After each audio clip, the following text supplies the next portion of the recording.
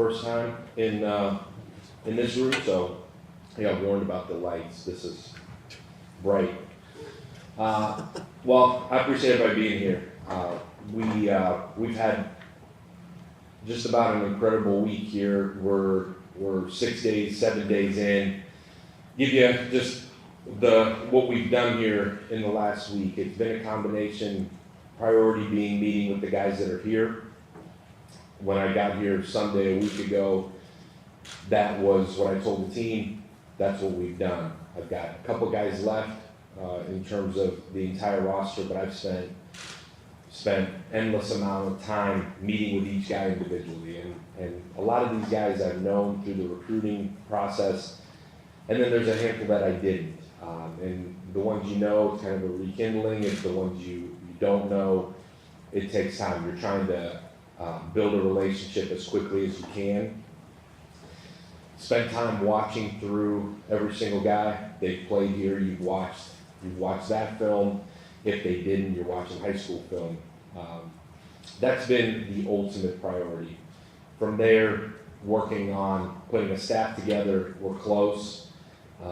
Fortunate to be coming from a place where we had elite level coaches, elite level support staff. I've brought a handful, gonna bring some more, and then the opportunity to go and hire the absolute best. The way we've approached this hiring process is really, really simple. There's a standard of how we're gonna do things here. I spoke about it a week ago today, and that goes with bringing elite people in. And every conversation I've had, it has been literally, man, this person's really good, this person's really great, that's awesome. I want elite. We want elite at every single spot, and that goes from the on the field to the support staff, to the personnel, to the scouting, to the training room, to the nutrition side, to the strength and conditioning side, every single aspect of the program. We've got the resources to go hire the best people in the country, and that's exactly what we've tried to do as we're continuing to fill this staff out. It's gonna take a minute to get everything filled. There's a ton of people that are still playing, a ton of people in the playoffs, and you're working through all of that. Again, credit to our administration for giving us the resources to do that part the right way. And then right in the middle of all of that was signing day. And that process was fascinating. Getting here, getting on the phone with all of those kids while trying to do the priority, which is meet with our kids, the priority also being the signing class. And what we did was we tried to go after the very best players, tried to build as fast relationships as possible. It's helped with having some retention in terms of the on-the-field staff to be able to go finish that. There's a couple of guys that were committed to us at the previous place that we knew were big-time players that if this was to happen that we would want. And just so happened to be that a couple of those guys are local. As we spent time in this state recruiting really heavily over the last couple of years, it worked out that those guys wanted to be a part of it. We felt like they could help us as we lay a foundation for the future of the program.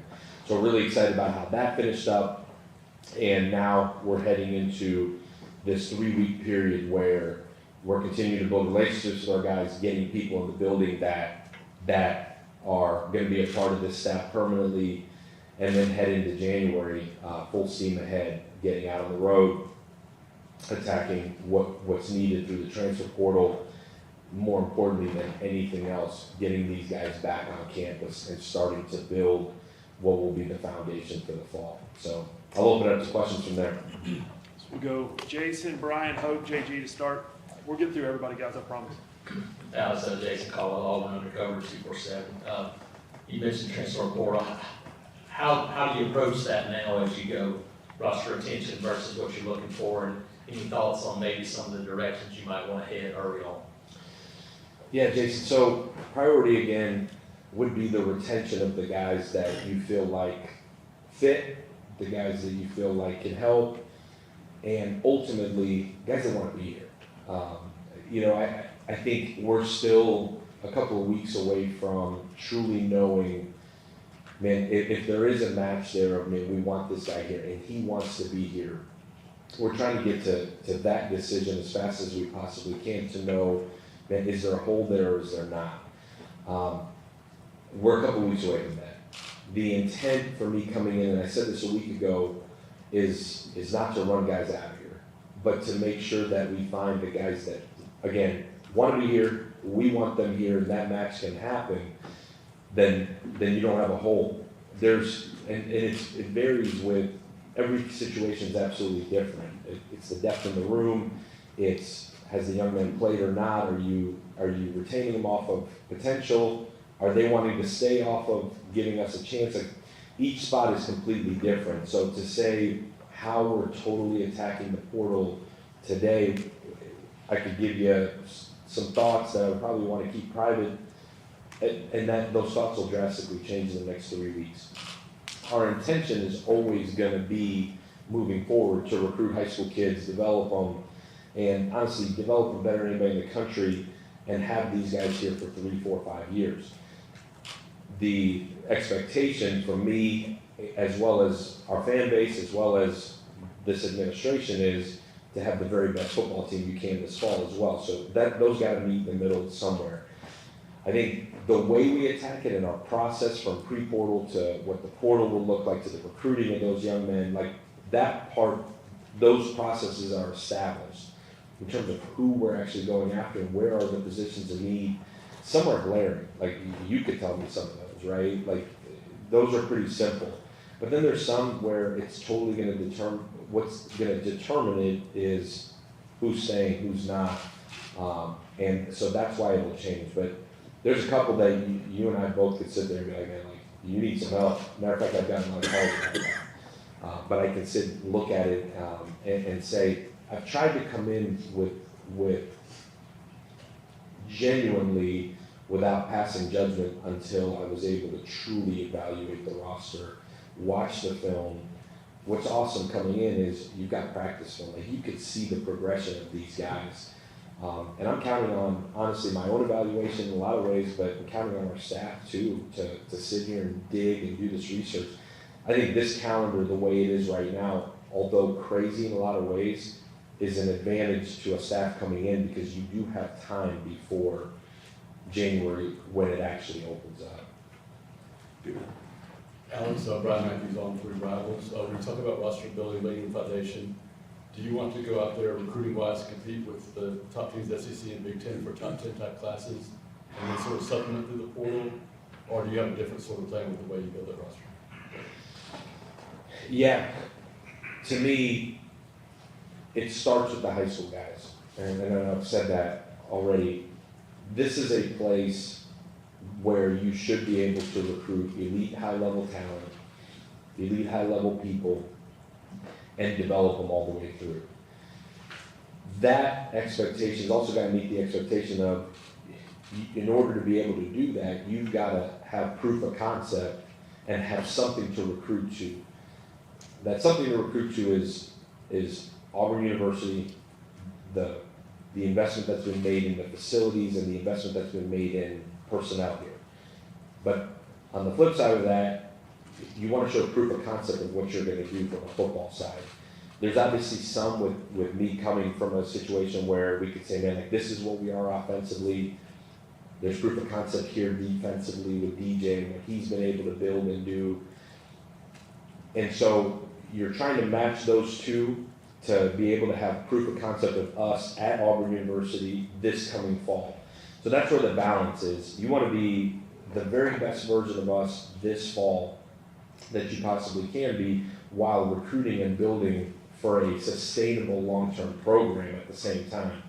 So without sacrificing the long-term piece, we're going to go and recruit through the portal pieces that we feel like we're missing, and guys that could come in and help us. There's going to be some instant impact guys. There's also going to be some young guys that there's relationships from throughout the staff that are somewhere that either were minimal contributors or just young guys that maybe contribute a lot, that would kind of fill those slots of some high school spots that we didn't get last Wednesday. So it's going to be a mix there of both. I think your question of, man, are you guys going to try to get top 10 classes here? Well, man, I would certainly hope that we would go and recruit at the elite level, whether that quantifies to a top 10 class on Rivals or on 3 or 247 or whatever. man, I would assume those would match. We're going to go get the very best football players that fit what we do, that fit our culture, that can enhance our culture. Whether that equates to a top 10 class or not, I don't know, but we're going to recruit at the highest level you possibly can. And so the ultimate expectation would be that within this 250-mile radius, we're going to do everything we can to keep these kids home. We're going to go national in some spots where that we may not be able to get locally here. And then at the end of the day, we'll supplement, especially through this first year or two, with the portal. I think the portal is always going to be silly not to, especially when guys from this area have left and there's an opportunity to bring them back when they're high-level players for a multitude of different reasons. I think that's why this job is so attractive too, is because you look at whether it's 250, 300 miles around here, this is the best high school football in the entire country in that area. So guys will inherently, people come down here and recruit, guys will leave. We want to be a place where they can come back to if they fit what we're doing. But I think long term, you want to recruit high school, develop high school, and supplement with the portal. And I think that would be the perfect formula as we go. Oh, Alex, Justin Evans and Auburn Sports, Andre Sports. Talk about your, maybe some of the conversations, and I don't want to go in depth, but what were the conversations like with some of the staff that you had to let go? Like, how does that go, and what's the importance of, how do you value loyalty and bringing the guys with you that have been with you at South Florida in that equation? How do you sort of go through the process of keeping and retaining and valuing, I think, the loyalty of bringing those guys that have been with you and building what you got there? Yeah, I think it's a great question. I think it's a balance of both. As you come into a place, inherently, there's two situations you walk into, and this is too deep, tell me, but there's situations where guys walk into jobs where there was high level of success and that person had moved on. That's one situation you walk into that you got to evaluate in one way.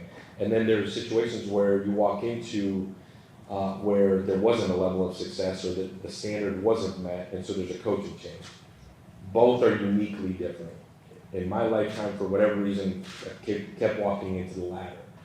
And so you walk in understanding that there wasn't a level of success, but were there areas that there was success? And those are the first ones you want to look at. And you're like, well, who is in charge of that? And man, is there valuable people? Because these are like in the media world, if you hire, you fire, you move, and it's just kind of like you just keep people moving along. These are human beings that have families, that have careers. So there's an emotional element to all of it. At least in my mind, you try to treat people and deal with people just like you would want to be treated. I've been on the other side of it too. I think if you coach long enough, you've been on both sides of it. So my intent coming in here was figure out where the areas that are elite or are at a standard that we would want it at. And sit down with those people and really look at why they're doing what they're doing at an elite level, and maybe there's an opportunity to retain and continue to be a part of our staff. You look at areas that weren't successful, and you look at those a little bit differently.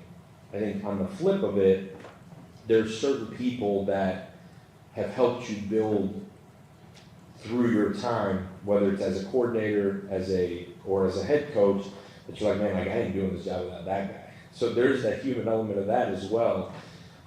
And you're trying to mix both. I think ultimately, you've got to have a group of men and women that you know will do it the right way at your standard every single day that you do this. And the right way for us is really simple. Like the best things you could possibly do for the young men in your program, you want to be able to keep those people around. They've given us full reign to do whatever we got to do to build it from the ground up. There is some high-level people here that have been here that have answers to a lot of questions that I've sat down with and said, man, like, I got to feel you out. I'm not really quick to trust either. And I also understand the magnitude of what this job is. I also understand the magnitude of the expectations here. And I also understand that you get one shot at this. And ultimately, I'm gonna hire and bring people in here that I know will do what's right by the young men in this program, will do what's right by the recruiting process in this area, and ultimately give us the best chance to go be successful and win. Both in recruiting and then the actual football games that matter. And so it's a huge mix. The loyalty to me, and I told our staff before I left at South Florida, the reason why we're getting this opportunity is because of them. Also told them that I'm going to make sure that everybody there in some way, shape, or form ends up in a good situation or in a good place. I think everybody's aware that's done this job, that you can't ultimately bring everybody. And there's some people that just don't feel like fit. And that may be regional, that may be things that happen there that just don't fit. But at the end of the day, you're trying to find a balance. There's also people that I've worked with over the years or have admired from afar. I'm like, man, like if I get an opportunity to hire this guy or this girl, like, man, like I'm all in on this person. And so it's a mix of all of it. And the balancing of getting people here quickly, but also getting the right people here has been the most important part of what we're trying to do. And it's also not just putting a bunch of people in a building and saying, go, there's gotta be fit. And that's fit in every aspect of the program. And that's, again, from the on-the-field staff to the support staff around them, to the young coaches, to then, again, you go back and it's sports medicine, it's creative, it's strength, it's nutrition, it's every single person that touches these guys. Ultimately, you said the word loyalty. I think loyalty is absolutely critical, but I also think that loyalty doesn't mean that, man, this person would never leave you. I think loyalty is doing the very best job you can day in, day out, doing right by the guys in the program, doing right by the people you work with as hard as you can every single day. And that doesn't mean you don't ever leave. Like, there have been a lot of people that I've worked with, that have worked for us, with us, that have left, that are sitting upstairs right now working because they left for a better opportunity or a better opportunity for them and their families.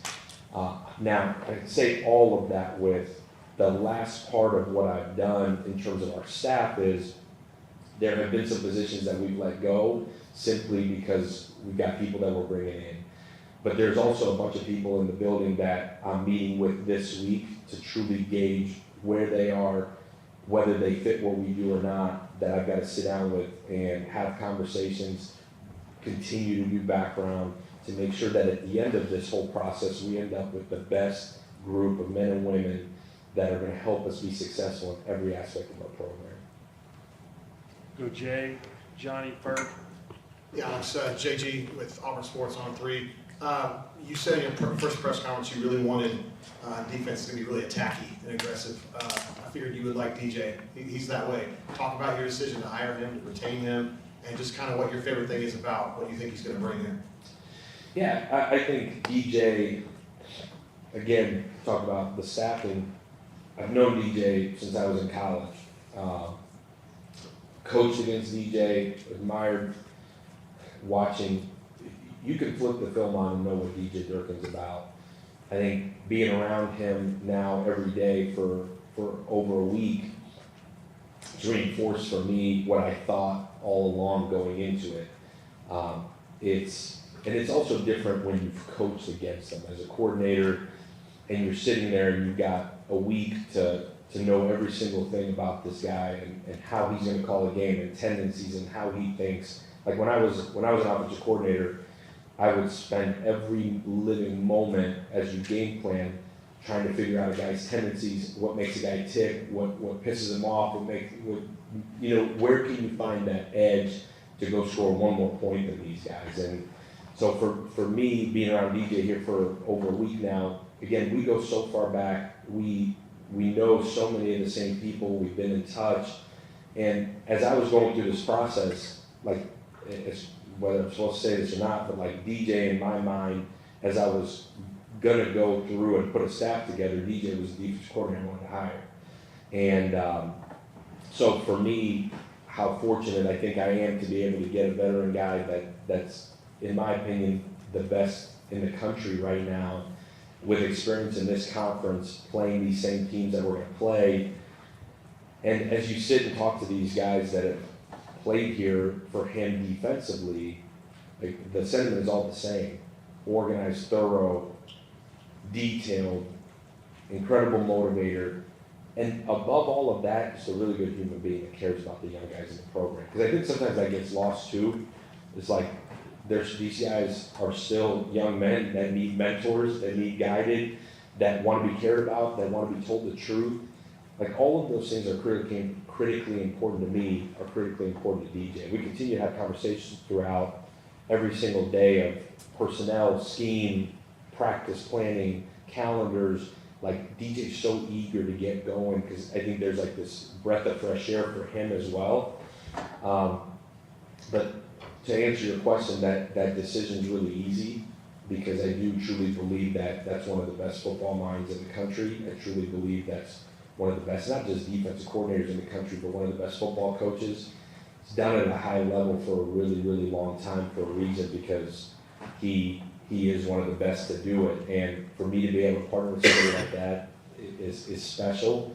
I think we're going to grow through this process here, and my hope is, as we put this roster together, as we build this team, we build this foundation, as we put the defensive staff together too, that it's as in sync as it's ever been, and all moving in the same direction. That would be the expectation and the standard for us as a staff moving forward. He's going to lead the defense. He's going to be a huge part of my decision making in terms of how we move forward. On the recruiting side, he's going to be a huge part of my decision making as we move forward through the off-season plan and into the summer, into the season, as will Coach Gordon, and as will, from the special team side, as will Coach Gio on the strength staff. Like, he is, I'm excited to have him. I'm excited to be a part of this program with him leading the defensive charge. And you had another question there. I can't remember what you asked. Oh, that's enough. Plenty. Thank you. You got enough? Yeah, I'm good. That's right. Good. Johnny, then Mike, then Ferg, and then give me some hands again here when we get through some of those. Hey Alex, Johnny Conlon, ABC 3340 Sports in Birmingham back here. It's reported that Auburn turned down a bowl bid. I'm just interested if you can confirm that, and what was kind of the thought process behind not playing in a bowl game? Yeah, Johnny, I think if it all had happened a week ago and our guys were all here, the staff that was previously here was still here intact for the most part, I think that would have been realistic. I think you go through the week, and when that question was posed to us, there's multiple things that go into it. One, there's so much staff turnover that it would be hard to truly be able to put it all together and be competitive to where you have a chance to go win a football game. If you're going to go play a game, you're going to go win the game. I think the other part of it is our guys, there's so many of them that are done with finals, that were able to get out and go home and be with their families for a little while here. So to be able to get everybody back together, figure out who the heck is going to coach them, how you would actually do that, the timing of it all was just not practical. It just wasn't realistic. I think, would you love to go play a game? Absolutely. Would you love to go compete and win a game? Absolutely. But the timing of it all, just not realistic. And John and I talked about it at length twice, to be able to get the guys back here, to be able to do what we have to do to go field a football team that can go win, with so many conversations happening right now about roster management and all of it, combined with, I would tell you, about 75% of the guys aren't here. I think that would be really unrealistic and not fair to the kids more than anybody else. So it just didn't make any sense. Mike, and then Ferg. Coach Michael Gibbons, Auburn. Your AD's office has laid the groundwork for you to have the resources to go out and get players in the portal. With you bringing in Andrew Warsaw and Alex Fagan, can you talk about how you guys work together to decide where to put NIL dollars to build this next staff? And coaches around the country have said to get a top local quarterback, for example, in the portal, you got to spend $1 million. What's your approach going to be to NIL and where to put dollars to build this next roster? Yeah, so Andrew coming in is huge for me. He's been in this league for a long time. He's got a unique background with being in the operations side, being in the front office side, being in the chief of staff world in terms of overseeing the entire staff from a structure standpoint. Huge resource for me, and this is now our third staff together. And as the NIL side has grown in terms of just relevance, importance, the fundraising that goes into some of that, he's grown with it. He's cutting edge, he's high level intelligent, and he's also somebody that I trust dearly, and the staff that's been with him trust dearly. I think that part is as critical as anything, is that you know that those two sides are working together. They have to. That general manager role is working in the same exact direction as the head coach, and then the coaches and the staff that work with them.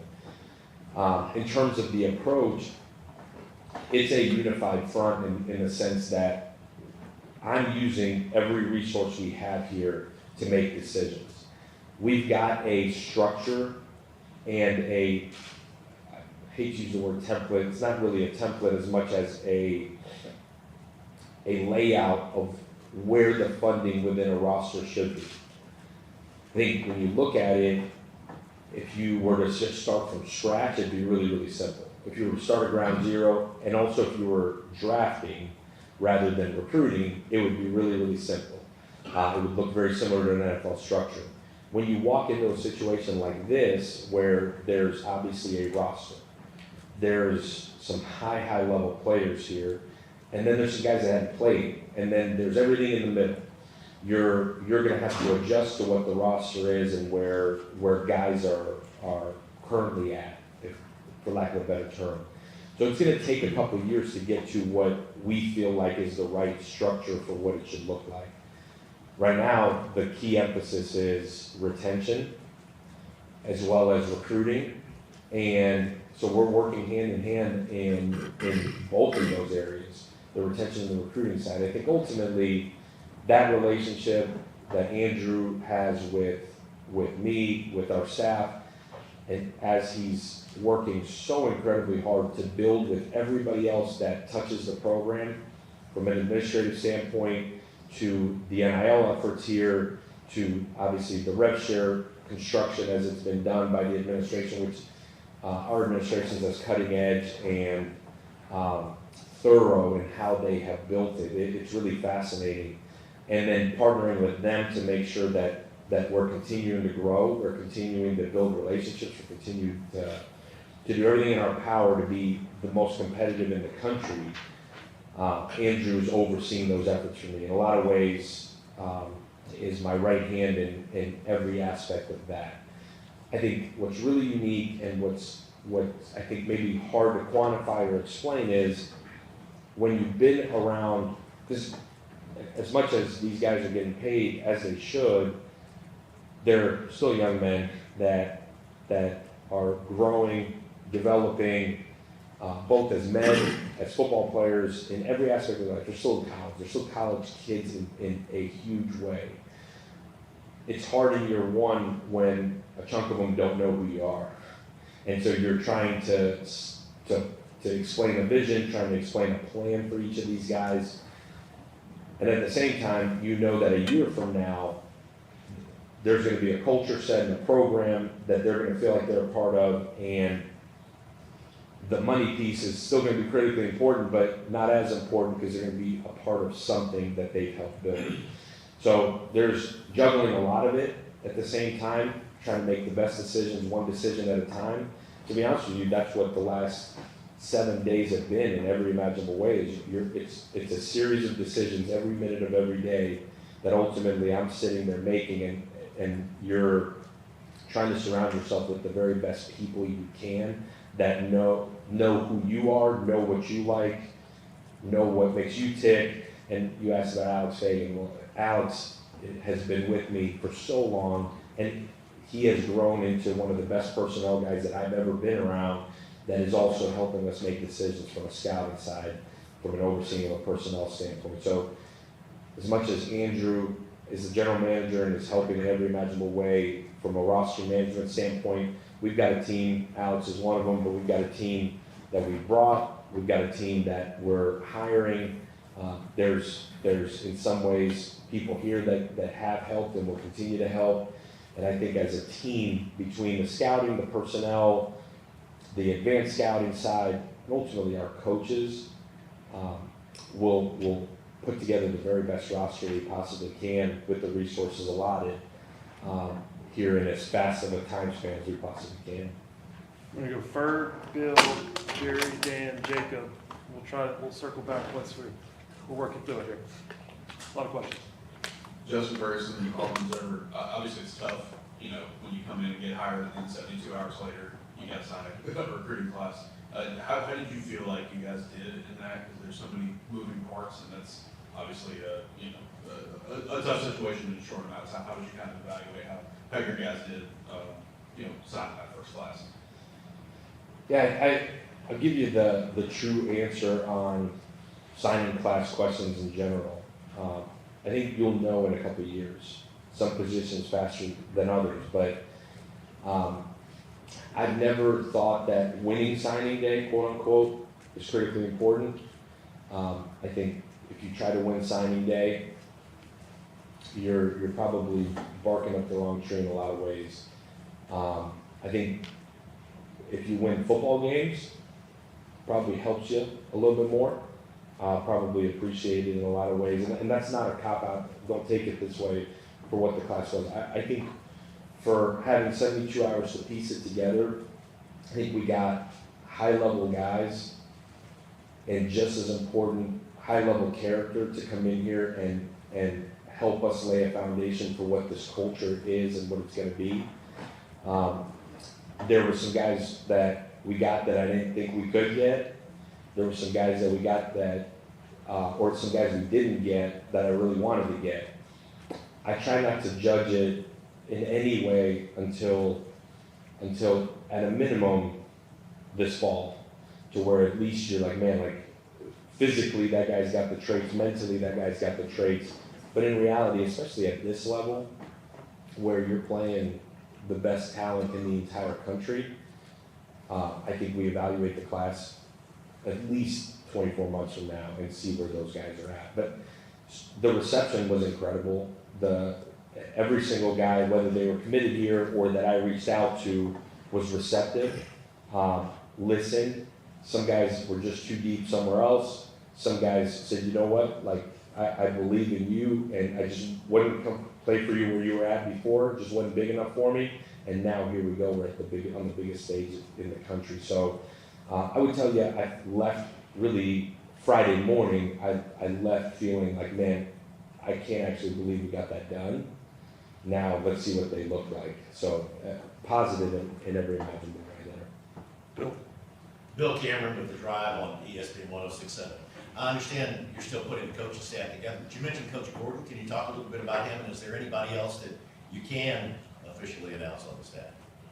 Yeah, so Joe Gordon and I have been together. We go back to our Iowa State time. We got there at the same time.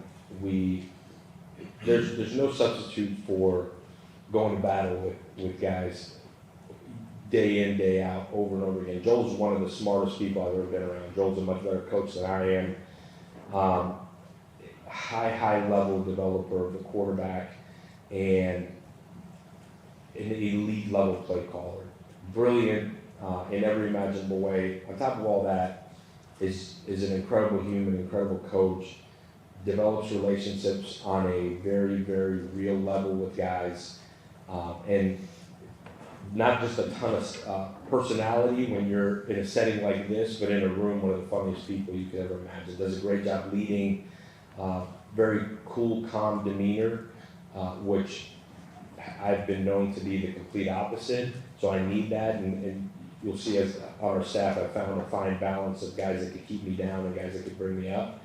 But Joel left the situation 3 years ago that was really, really good from a football side to come with me to South Florida and has helped us build what I guess ended up being the number 2 offense in the country. And he's a huge part of that. and one of the best coaches I've been around. So really, really lucky that he decided to come with. I think officially we're still working through the rest of the hires, but I think there'll be a release out tonight with at least the guys that are totally official.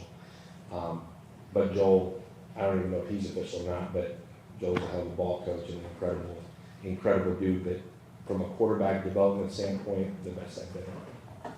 Jerry? Coach Jerry, I'm with AO.com. Your meetings with some of the players, what's some of the things you learned about last year's roster and how they kind of bought into what you're bringing it on?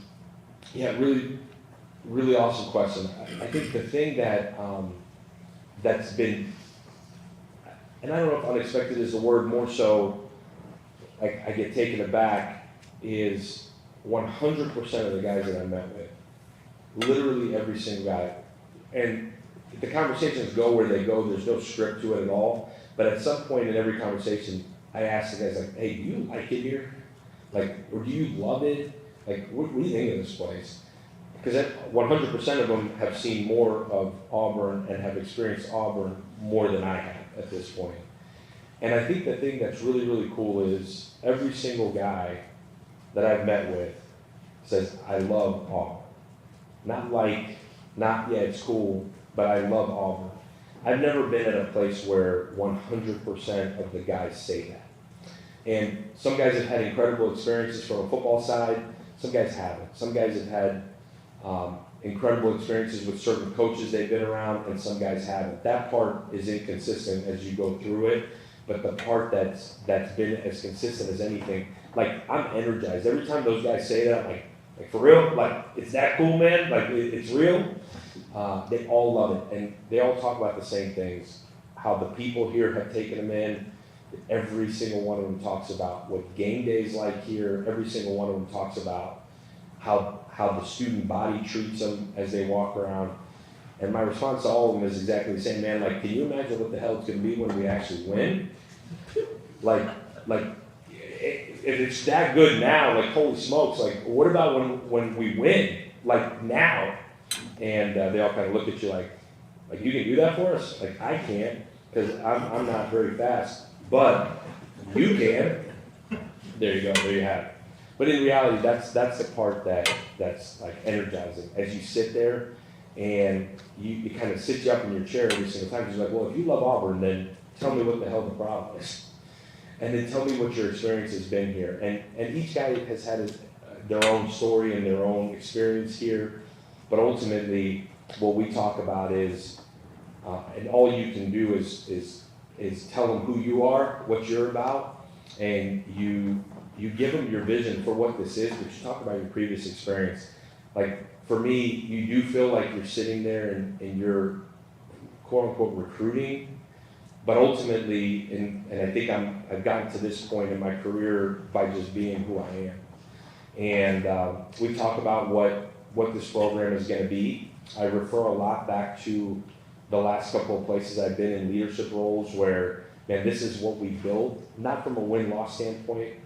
A lot of it is a development and culture standpoint. Like, this is what's really important to me. Is it important to you? And then on the flip of it, like, what's important to you? Like, what makes you go? What makes you the player that you are? Give me your recruiting journey. Why did you come here?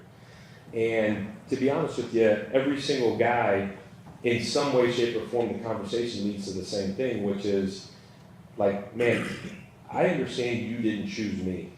Like, there's nobody sitting in that team room, nobody I've met with that has chosen me or had chosen me. They chose Auburn, they chose the previous staff. But the truth is, I chose them. And I'm here because I wanted to be here. And I'm here because I want to be a huge part of why we flip this thing to what people here expect it to be. And ultimately, some of those conversations are 15 minutes, some have been an hour, some have been at 6 in the morning, some have sat there till 1 in the morning. Is what it is.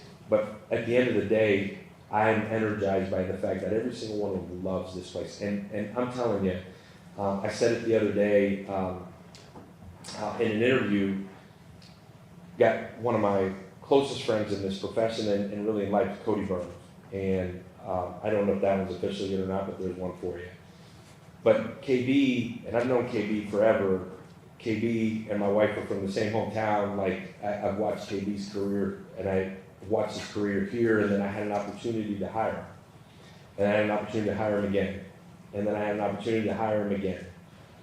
And for as long as I've known KB, he continues to say, man, Auburn's special. Auburn's different. And I'll be honest with you, forever, like, man, like, that's your alma mater. It should be. You had a great run there, man. You got a national championship ring. It should be special. And he's like, no. Like, you don't understand. Like, it's different. Like, man, I think my alma mater is different. It's awesome. He's like, no, it's different. You just got to be there to feel it. And I've always discounted it as KB being KB, loves his alma mater. And I've been here for a week, and I haven't been outside of this little area here very often, except to go to the hotel. But as you meet people, you talk to the players, you meet people who this is important to, which is everybody that you touch. And like, man, like, KB, I'm starting to understand why it's different. And I haven't been part of a game day, but even the Tiger Walk for my press conference to the welcome that I felt, I can see what he means. And I get goosebumps thinking about, man, like, I get to coach at Jordan Hare Stadium. Like, I get to do that. But when we get to that point, I think it'll set in that why this place really is different. And I think unless you've been here, you don't know. And I can't wait to continue to learn about why. But I think KB was right in that way. Dan? Dan Beck, ESPN 106.7. You inherit a roster with a couple of quarterbacks who have eligibility remaining, the portal opens in a couple of weeks. What sorts of things do you and your staff prioritize when you're deciding if someone would be a right fit at the quarterback position? Yeah, there's a lot that goes into the QB spot. And you're right, we walked into a situation where there's uber talented guys that we've got to continue to work through with them on, man, this is what we want to do offensively. This is how we feel like you fit. And then you want to make sure that you fit them too.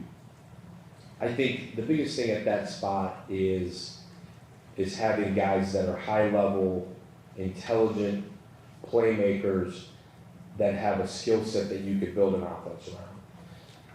We have an offensive vision for what we want this to be, but I've said this before, we've evolved every single year based on what the quarterback skill set is and what your personnel around him is. We're still working through every single guy that's here in terms of, that's still here, in terms of whether they're a fit, whether we're a fit for them. Like, that does take time. You think about quarterback recruiting, most of the time it takes a year, sometimes 2 years to get to a landing spot where a young man and his family feel like they're a fit for what you do. I think I've met with everyone that's here and have really grown to appreciate what each one brings to the table. They all have film, they've all played, and for us, I said this a week ago, my intent is not to blow the room up at all. Quite the opposite. My intent is to have everybody here that wants to be here. Because I think there's individually enough talent and enough potential and in a lot of ways enough production to say, man, like, we can go win at some point with you.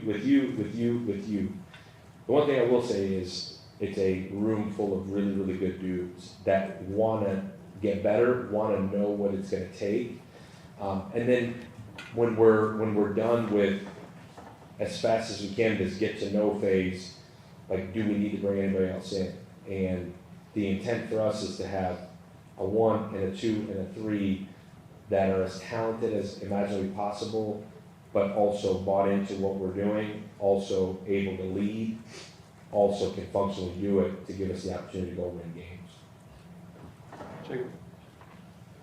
Coach Jacob going to ESPN 106.7 and the Auburn Network. You just went in depth on quarterbacks, and we'll step away from that. But you talked about watching film on all the guys in different positions from practice and from games and such. Can you go in depth, or at least tell us what positions you have taken note of that are going to be an advantage to you in terms of your recruiting, the guys who are here? Like, what positions stand out to you already with the talent on this roster?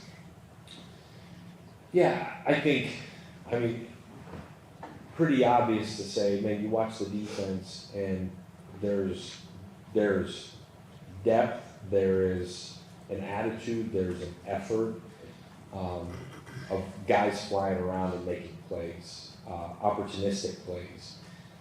There's an intent with what's going on that side of the ball. I probably would rather not get into individual positions on that part of it, but you could tell there's a culture. And there's scheme fits, there's an intent to go get the football back and get people off the field. There's talent all over the place there. They're graduated some guys that are going to get a chance to go play and continue to play as they should, and for hopefully a long time. There's a bunch of young guys that played defensively a year ago, and that's encouraging to see these young guys play on the biggest stage in some critical moments and make a bunch of plays. Some young guys that played that you could tell took their lumps that I'm excited to go to work with this spring. I think you look at offensively, there's a handful of guys up front that have graduated. There is skill at the wideout positions, and then everywhere else you feel like you've got a running back that was uber productive. There's just not much behind it in terms of what you can see on film on game film. Now you flip on the practice film and you see a lot of promise. Now we're still going through the process of figuring out, man, what do the numbers truly need to be at each of these spots. There's also guys that are figuring out, I mean, like the truth is, and it's been highly covered, like there's guys trying to figure out, do they want to be a part of this? And some really important guys that are high-level players. And so to say, man, this is what we got to go get would be unfair until we get to that point, beginning of January, that you're like, man, like, there's true hole. But there's offensively, there's pieces all over the place. What we're in the middle of trying to figure out is where exactly do we need to fill more holes? And a lot of depth issues in terms of where do we need to create depth, and is it immediate depth, or is it, man, we could take a young guy here that can develop in a year or two, and ultimately then mold an offense around them. Special teams in the same breath, like the specialist situation, making sure that you've got exactly what you need to be able to go be elite. And I think ultimately, I know you keep hearing me say that word.